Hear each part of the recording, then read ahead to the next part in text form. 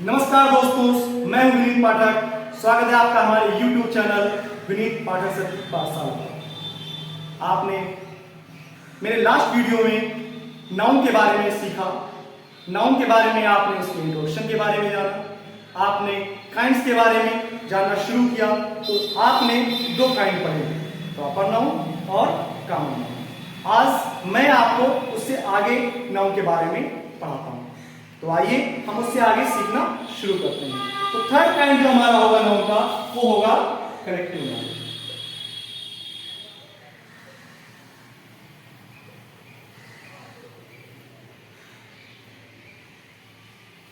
Collective noun जिसको हिंदी में कहते हैं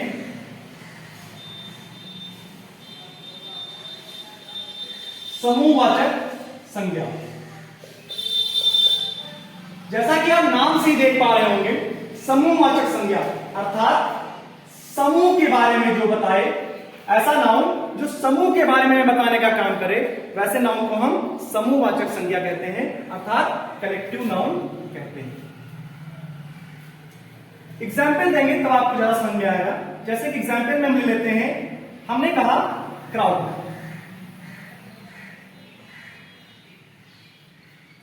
क्राउड किसे कहेंगे? क्राउड कहेंगे ग्रुप ऑफ पीपुल।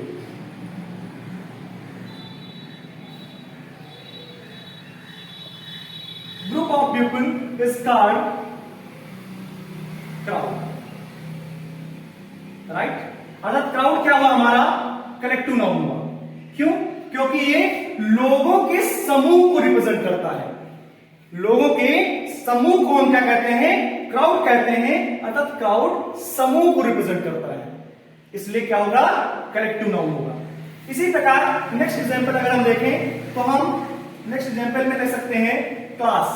क्या ले सकते हैं? क्लास। क्लास क्या होता है बेटा? क्लास होता है group of the students.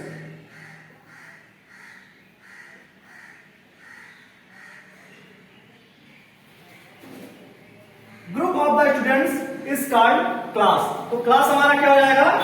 Collective noun हो जाएगा। इसी प्रकार से हम अगला ले सकते हैं एग्जांपल आर्मी। क्या ले सकते हैं बेटा? आर्मी। आर्मी क्या होता है? Group of the soldiers.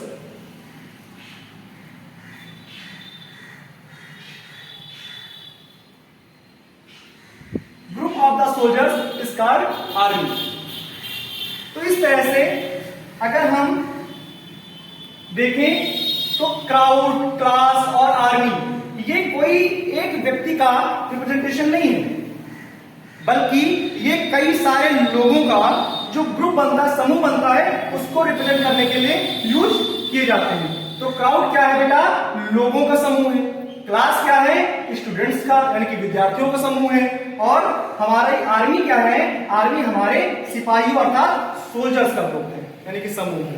तो क्राउड, क्लास, आर्मी ये सब क्या हो जाते हैं? कलेक्टिव नाउन हो जाते हैं। समझ में आया बेटा? तो अब हम इस तरह से कलेक्टिव नाउन के बारे में समझ चुके हैं। अब हम सीखेंगे मैटेरियल नाउन के बारे में।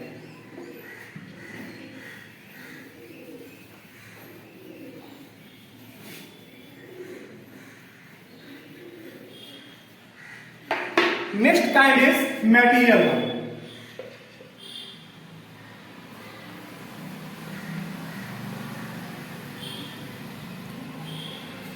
मैटेरियल नाउन इसको हिंदी में कहते हैं पदार्थवाचक संज्ञा।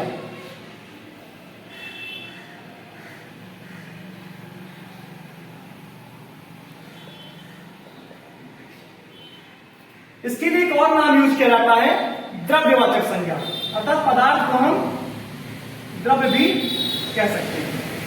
ओके, तो हम इसे हिंदी में दो नामों से जानते हैं, पदार्थवाचक संज्ञा या फिर द्रव्यवाचक संज्ञा के नाम से। इंग्लिश में हम इसे लिखते हैं मैटेरियल नाउन।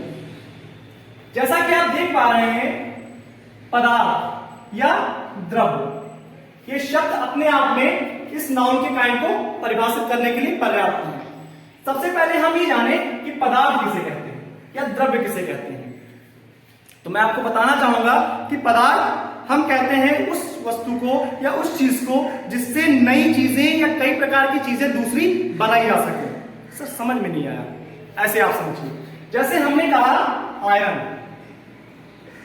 तो आयरन क्या है? एक पदार्थ है। क्यों? क्योंकि आयरन से आप जो चाहो बना सकते हो। आप आयरन से चाहो चेयर बना लो, आप आयरन से चाहो स्टूल बना लो, आप आयरन से चाहो टेबल बना लो, आप आयरन से चाहो कुछ भी विंडो बना लो, मतलब बहुत कुछ बना सकते हो आप। तो आयरन से आप लाखों ऑब्जेक्ट्स तैयार कर सकते हैं अलग अलग तरह के। तो आयरन क्या हो गया आपका? एक मेटल हो गया। क्या हो गया? एक मेटल हो गया, राइट? यानी कि एक मटेरियल है एक प्रकार का। इसी प्रकार आप गोल्ड ले लो, गोल्ड अर्थात सोना। आप गोल्ड से हजार तरह की ज्वेलरीज बना लो, इसका आप वायर बना लो, कुछ भी बना सकते हो आप। यानी कि गोल्ड क्या है? एक प्रकार का पदार्थ, एक प्रकार का मेटल है और इससे अनेकों चीजें बनाई जा सकती हैं। इसी प्रकार से आप चाहो सिल्वर ले लो। सिल्वर क्या है? एक प्रकार का मेटल है, क्योंकि सिल्वर से भी आप बहुत सारी चीजें बना सकते हैं। आप इलेक्ट्रिसिटी के लिए बिजली का तार बना लीजिए, आप इससे ज्वेलरी बना लीजिए, बहुत कुछ इससे ही बना सकते हैं आप। इसी प्रकार से आप वुड ले लीजिए, लकड़ी। लकड़ी से क्या नहीं बनता है? आप लकड़ी से बेंच बनाइए, सीट बनाइए, टेबल बनाइए, लकड़ी से टेबल बना लो, बेंच बना लो। इसके अलावा आप इससे भी स्टूल बना लो। आप बहुत कुछ तमाम तरह के फर्नीचर आप इससे बना सकते हैं। अगर हम इसके हैं तो ऐसे समझ लीजिए, बहुत तरह का फर्नीचर इससे तैयार किया जा सकता है। आप इससे डोर बना सकते हैं, नहीं बना सकते? बन जाएगा। तो इस तरह से आयरन, गोल्ड, सिल्वर, वुड, ये सब क्या है? ये सब आपके मटेरियल नाउन के एग्जांपल हैं। तो मटेरियल नाउन क्या होता है? ऐसे नाउन जिनसे जो उन वर्ड्स के लिए यूज किया जाता है, उन चीजों के लिए यूज किया जाता है जिन चीजों से हम नई कई प्रकार की चीजें बना सकते हैं, कई सारी ऑब्जेक्ट्स बना सकते हैं। तो इस तरह से हम लोगों ने समझा मटेरियल नाउन के बारे में। अब हम समझेंगे नेक्स्ट काइंड के बारे में, that is abstract noun. The next kind is abstract noun.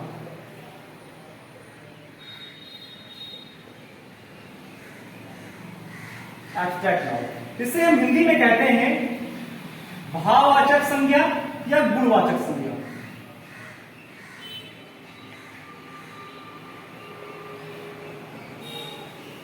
भाववाचक संज्ञा या इसको हम गुणवाचक संज्ञा भी कहते हैं। तो हिंदी में इसके लिए दो टर्म यूज किए जाते हैं, एक भाववाचक और एक गुणवाचक। इंग्लिश में हम एक ही टर्म यूज करते हैं, that is abstract noun. Abstract noun क्या होता है? देखिए कई बार क्या होता है कि जनरली हम proper noun, common noun, material noun और करेक्टिव नाउन तक तो समझ जाते हैं, लेकिन एब्स्ट्रैक्ट नाउन पे आने के बाद हमसे जब जनरली एग्जाम्पल में पूछ लिया जाता है कि इसमें से एब्स्ट्रैक्ट नाउन क्या है, या फिर दिए गए एक्सरसाइज में पूछ लिया जाता है कि इसमें नाउन का काइंड बताइए, तो उसमें एब्स्ट्रैक्ट नाउन दिया हुआ होता है, किंतु हम वहां पे समझ नहीं पाते हैं, क्योंकि ये होता कुछ इसी प्रकार से। ये एक्चुअली क्वालिटी को रिप्रेजेंट करता है। किसको बताता है? Quality, right? जैसे मान लीजिए हमने कहा, एक वर्ड यूज किया ऑनेस्टी, अर्थात ईमानदारी। ये क्या है? ऑनेस्टी किसी व्यक्ति का गुण है, उसकी क्वालिटी है। क्यों? इसी प्रकार से हमने एक टर्म यूज किया क्लीवरनेस, अर्थात चालाकी। चालाकी क्या है? एक प्रकार का गुण है। वास्तव में एब्स्ट्रैक्ट नाउन को हम इस प्रकार से भी समझ सकते हैं कि ऐसी चीजें जिन्हें हम टच नहीं कर सकते हैं, हम या तो उन्हें फील कर सकते हैं या फिर हम उन्हें समझने का प्रयास कर सकते हैं, पर हम उन्हें फिजिकली टच नहीं कर सकते हैं। ऐसी चीजें जिनको हम फिजिकली टच ना कर सके, वो शायद इसके रडार में आती है। जैसे एक और ले सकते हैं, हमने कहा ब्यूटी, अर्थात सुंदरता। आप बताइए हमें, आप किसी की सुंदरता को छू सकते हैं? नहीं, आप सिर्फ उसका एहसास कर सकते हैं, उसको फील कर सकते हैं। तो इस तरह से ऑनेस्टी, क्लीवरनेस, ब्यूटी, ये किसके एग्जाम्पल हो जाते हैं? ये हो जाते हैं एब्स्ट्रैक्ट नाउन के एग्जाम्पल। ओके बच्चों, तो इस तरह से आपने एब्स्ट्रैक्ट नाउन के बारे में जाना।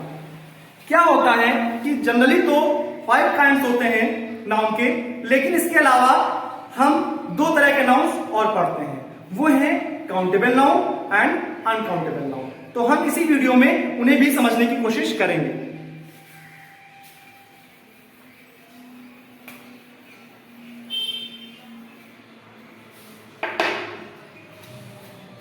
नेक्स्ट इज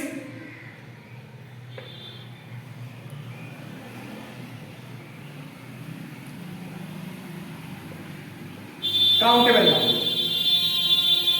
काउंटेबल नाउन क्या होता है बच्चों?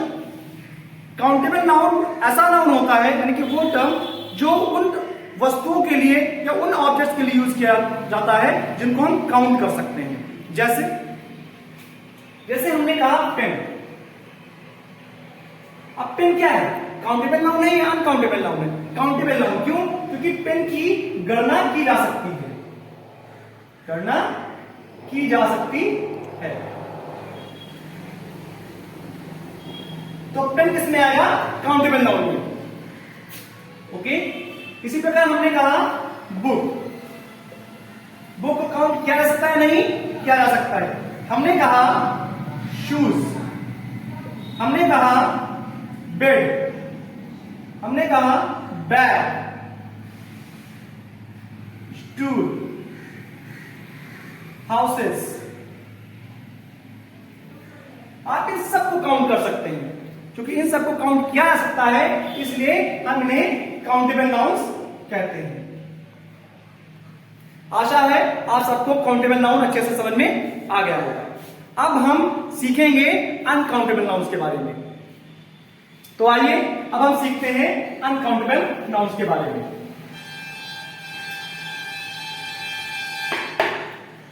Next is uncountable nouns.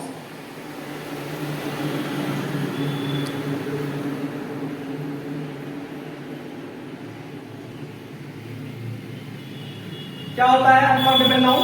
जैसा आपने काउंटेबल नाउन से समझा होगा कि ऐसे नाउन जिनकी हम गणना कर सकते हैं, या यूं कहें ऐसी ऑब्जेक्ट्स जिनको हम काउंट कर सकते हैं, काउंटेबल नाउन्स के अंतर्गत आते हैं। अनकाउंटेबल नाउन्स में हम उन ऑब्जेक्ट्स को या उन चीजों को शामिल करते हैं जिनकी हम गणना नहीं कर सकते, जिनको हम 1 2 3 4 5 ऐसे किसी यूनिट के साथ प्रयोग करते हुए काउंट नहीं कर सकते। तो अनकाउंटेबल नाउन्स में हम एग्जांपल से समझ पाएंगे प्रॉपर तरीके से। जैसे कि हमने कहा शुगर, नहीं काउंट किया जा सकता है। चीनी को आप कैसे काउंट करेंगे? हमने कहा मिल्क, आप मिल्क की गणना नहीं कर सकते। वाटर, आप कैसे काउंट करेंगे वाटर को? शायद नहीं कर सकते। शुगर, मिल्क, वाटर, सैंड, बालू, कैसे काउंट करेंगे आप इसे? शायद आप इसे चाहकर भी काउंट नहीं कर सकते।